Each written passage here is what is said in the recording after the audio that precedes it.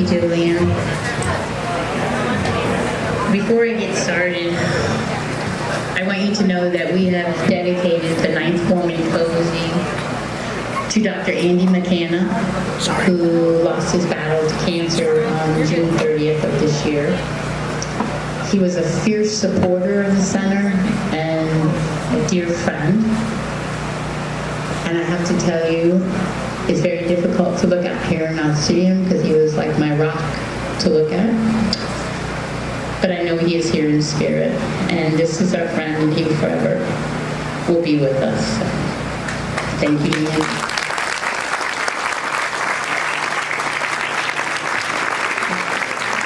This is going to be a difficult one. So welcome to the Ninth Woman Cozy. All you braves coming out in the rain. It's lovely weather, yes. But on behalf of the nurses, the administrative staff, the board of directors, thank you. It means the world to have you here supporting us for the 25th year, for celebrating our 25th year of service. 26 years ago, 3 nurses approached our then prosecutor, Robert Evers II, and Chief Neil Miller with a bold and fresh idea. With Bob and Neil's leadership and Dr. Frank Burns' let's do it attitude, we did it. January 29th, 1996, we opened the first center in the Midwest and the 20th center in the United States. And there are literally thousands and thousands of centers now. We met so many obstacles, from you're not a doctor, to you don't have a business degree, to where will you get the money, and on and on. But you know what? We did do it. And we built it strong.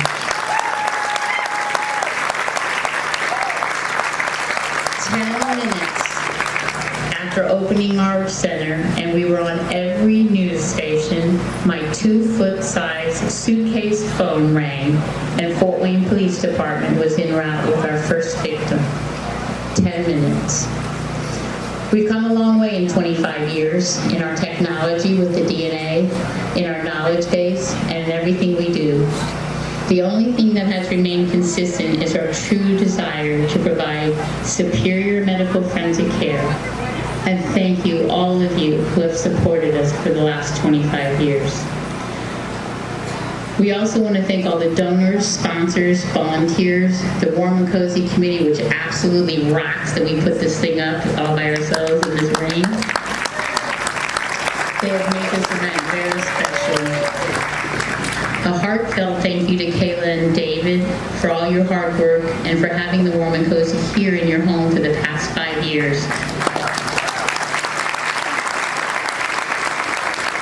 They have been instrumental in raising over $993,000 in 8 years. And finally,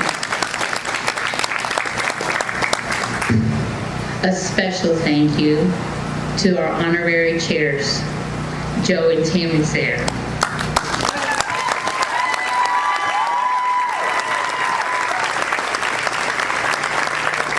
I really don't have the time tonight to tell you what these two mean to me personally and to the center. Joe and Tammy, your guidance, wisdom, perspective, leadership, help, and time has transformed our center. Your efforts have been crucial to our sustainability. By supporting our mission, you have indirectly helped thousands and thousands of victims. Thank you for your service. Thank you for everything. Will you please stand and join me in giving them a round of applause?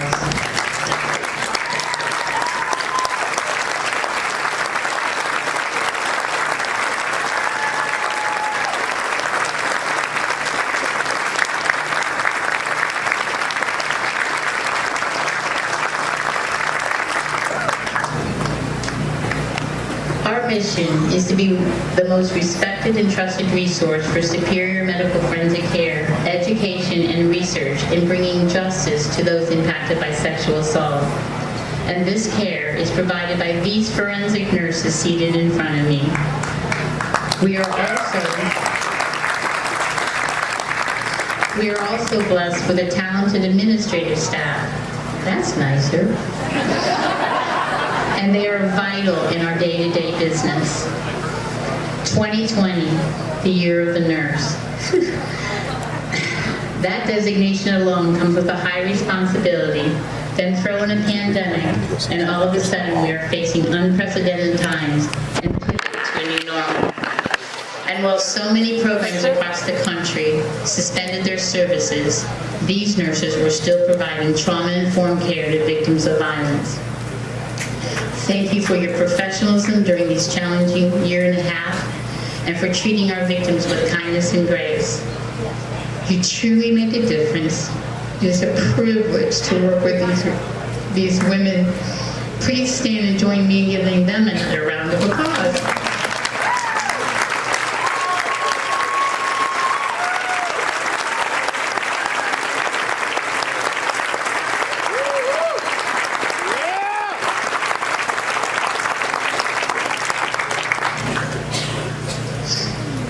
There are a lot of new faces here, a lot of old faces, but a lot of new ones. So I'm going to share just a little bit about what you're here to support. We are a freestanding, not-for-profit, nurse-driven organization that provides medical forensic exams, meaning we do the medical exam and the rape kit, looking for the DNA. We do and see patients from birth through and including a suspicious death. We work with 17 counties, 56 law enforcement agencies, and serve 1.6 million people. We have 2 medical directors, Dr. Catherine Garner, who oversees adolescents and adults for the past 25 years, and Dr. Susan Frere, who oversees pediatrics. And she's over here. Susan, where are you? Stand up, babe. Even though you didn't win the IU basket, there she is. We also have oversight from the most dedicated and generous community board of directors. Each of their unique perspectives and contributions has shaped and influenced our ongoing legacy of excellence. And thank you. Our tagline is, Forensic Nurses Making a Difference. A forensic nurse is an RN who's received highly specialized training to be able to provide comprehensive medical care to victims of violence. And we are blessed to have 4 of the 470 dual certified nurses in the world.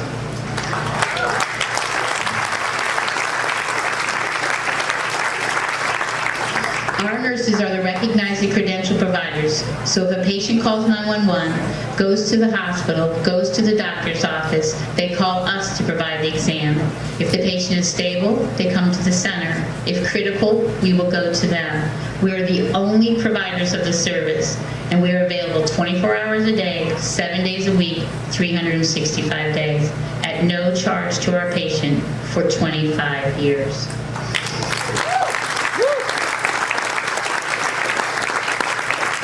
Last year, we reached and provided services to 1,255 primary and secondary victims, serving over 27,000 victims in the last 25 years.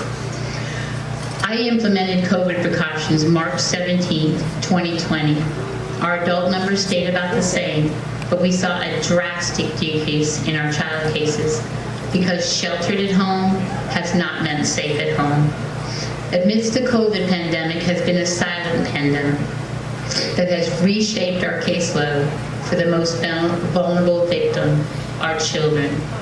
These numbers not only decrease for us, but the entire country. To us, it's a painful reminder of how misguided our society's conversation is when it comes to the child abuse crisis. Most children never report, so when kids aren't in school and out and about, our teachers, school nurses, neighbors can't see them and intervene on their behalf. So children have had no protection and nowhere to turn. As a side note, Indiana remains second in the United States for the highest amount of child abuse numbers. As I said, the adult numbers have remained about the same, but the violence, it has increased. With hardships and money concerns, drinking alcohol has become a too convenient excuse for inexcusable behaviors. Seems to be a pretty double standard, though. Women drink too much, and people will say that's the reason she was assaulted. When a man drinks too much, it's an excuse for his misconduct. Our role is to be nurses, and if what we do might convict a child molester or rapist, then that is excellent. But just as important to us If the evidence we collect is assisting to exonerate an innocent man, then that is excellent also.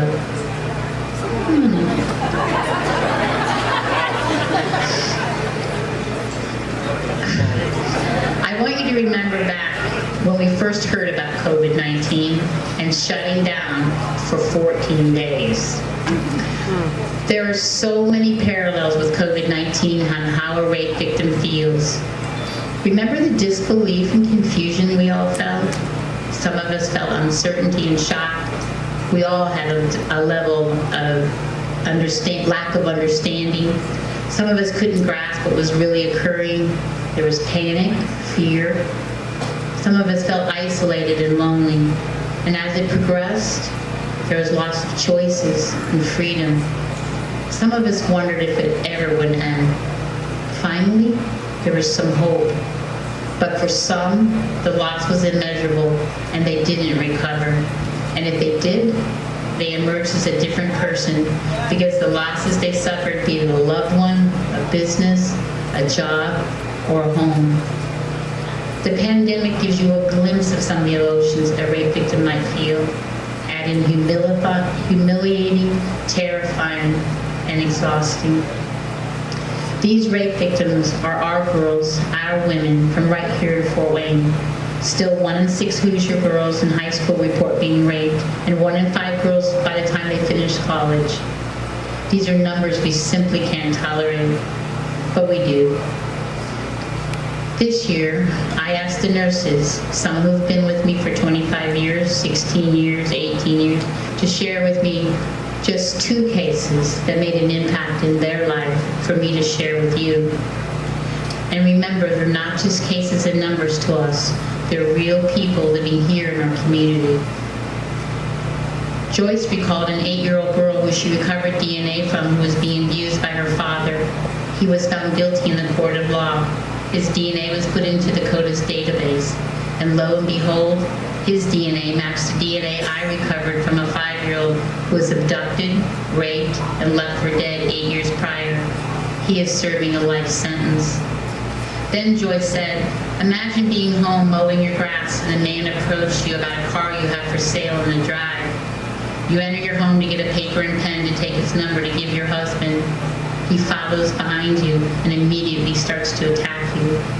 Your 2-year-old is in the home. He duct tapes the toddler to you, rapes you, leaves. The DNA that Joyce recovered identifies him. He's convicted, now in prison for 88 years. Lester recalled a woman who was 7 months pregnant and had a child at home and asleep. A stranger forced his way into her home. He rapes her. It occurs to her he could kill her and the sleeping child, so she makes a run for the door and gets outside. He catches her, rapes her again outside. A neighbor witnesses this and calls the police. He is caught in the act, later found guilty. He is serving 80 years. Leslie then talked about the sadness and disgust she felt for caring of a 2-year-old beautiful boy who had 73 inflicted injuries. She was so grateful her exam for this child wasn't on the morgue table. This offender received 66 years in prison. Sarah said, I cared for a young woman in her early 20s who was sexually assaulted and robbed at gunpoint in the parking lot of her apartment. Her young daughter was sleeping in the car. She was treated at the center and there was little hope that the unknown suspect would be found. Incredibly, her perpetrator was identified through CODIS a year later and ultimately brought to justice. Sarah also cared for a special needs young woman in her late teens, assaulted by an EMS medic while in an ambulance en route to a doctor's appointment. Despite the barriers in communication, she described her assault in detail by pointing to letters on a large board. Her perpetrator denied the allegation, but DNA evidence that Sarah collected helped result in his conviction. Sean was impacted by a deceased 2.5-year-old child who had extensive head-to-toe injuries. She said she still remembers her face and long eyelashes as if it were yesterday she did the exam. This perpetrator received 65 years. Then Sean quickly recalled another morgue case, a 34-year-old woman who was buried in the basement. The DNA Sean recovered helped convict him to 87 years. Angela remembers a 5-year-old with over 76 injuries in different stages of healing, from a subdural hematoma to spiral fractures. The child asked Angela if she told her how she received the injuries, would she ever have to go home? Angela had to be honest that she didn't have to go home today, but that she didn't know if she'd ever have to go home. The child refused to tell anyone who inflicted those injuries. Mom's boyfriend ultimately took a plea of 15 years. Then Angela reflects on the love you sign she still has hanging in her office, given to her from a 7-year-old autistic child. The little girl struggled with communication, so she drew pictures, then explained this to Angela. During the trial, the child froze and couldn't testify. Angela was able to read the entire history, including all of the drawings they made the day of that exam. And this perpetrator was sentenced to 100 years. And for Tara, I took care of a 10-year-old who was being molested by her grandfather. The child had asked her best friend if she liked having sex with her grandfather because she thought it was normal for all kids to do this. Tara said she still remembers the sadness she felt reassuring the child and how she kept saying over and over, I thought it was normal. I didn't know everyone didn't do this. I thought it was normal. And finally, Tara shared what a positive impact was made through a medical forensic exam. She states she took care of a 5-year-old girl, and her mom explained that the child had not been acting herself lately and that her spirit was broken. After the exam was completed, Tara explained to the child her exam was normal, and that she was healthy and perfect, and that no one would be able to tell that anything had happened. And for Tara, she said, do you want me to tell your mom, or do you want to? And she said, I do. And she ran to the lobby saying, Mommy, I'm normal. Mommy, I'm normal.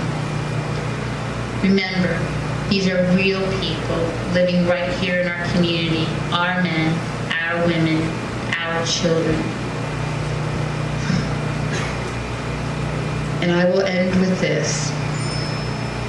About 2 months ago, someone came up to me and asked me, why, after 25 years, do I get up every day and eagerly fight the same battle as if I thought somehow the outcome would be different than yesterday?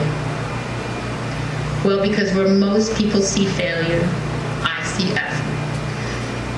I believe wholeheartedly if we teach people in ways that they are capable of hearing us, human decency can and will prevail.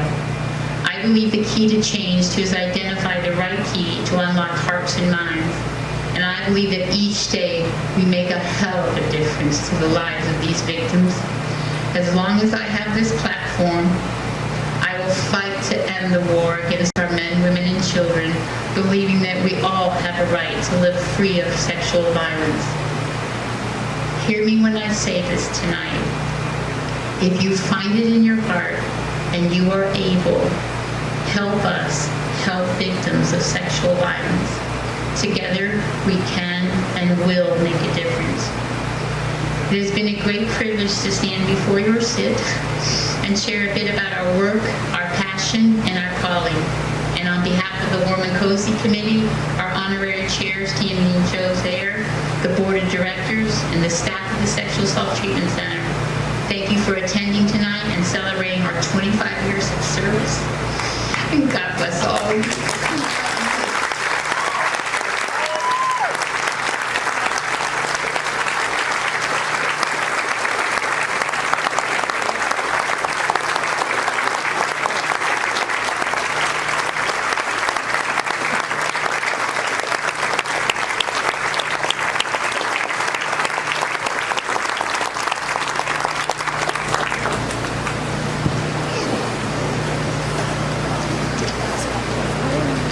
Michelle, thank you so much.